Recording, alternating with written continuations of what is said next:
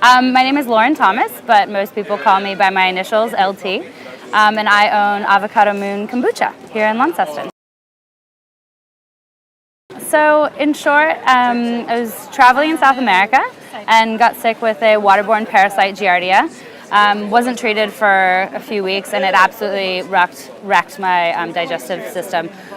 Went to a naturopath. They suggested getting into the ferments, kombucha being kind of the easiest and most accessible. So I started brewing.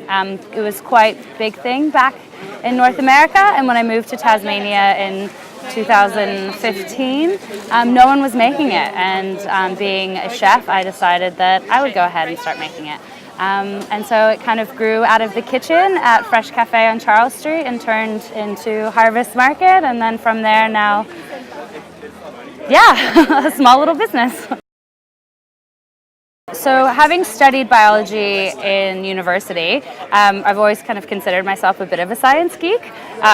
Just absolutely love knowing how all that works at a molecular level.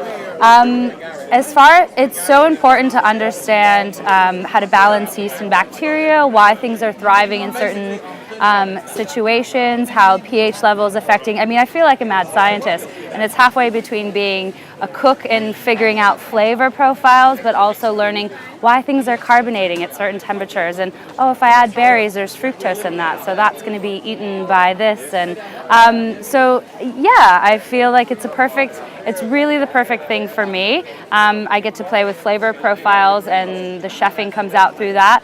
But this mad scientist in me gets to really play around with pH levels and acidity and sugar levels and carbonation and creating ideal fermenting environments. And I'm still, and I'm still learning. Like, I still am progressing and learning, going, oh, this, little pieces come together about what makes a brew so good. And it's a live, living culture that you have to take care of. And it does different things in winter than it does in summer, and learning about that is just really great.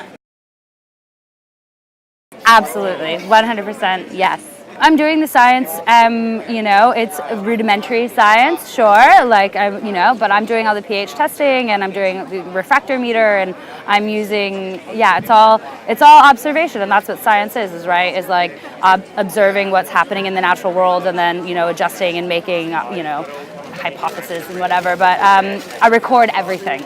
Everything I do is meticulously recorded. Days, temperatures, times, it's all pH levels, and from that I can go back and start to see patterns, and that's how I make my brews better.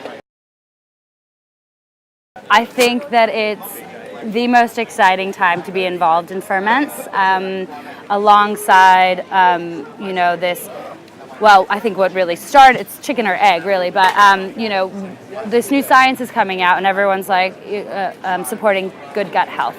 And I think that's something the ancients have known for centuries. And now our science is just able to affirm that. And so now everyone's like, oh, hey, belly's important. And with that, you've seen the rise of fermented foods and interest in that. So I think it's the most exciting time to be involved in live, living foods, and people aren't as scared of bacteria, and it's not this gross thing. I mean, it's exciting. I eat my I snack on my SCOBY sometimes in the kitchen. Like, it's not seen as this gross, weird, dirty thing anymore, just for the fringe hippie culture. It's coming into the mainstream and everyone's starting to accept that this is good for our collective health.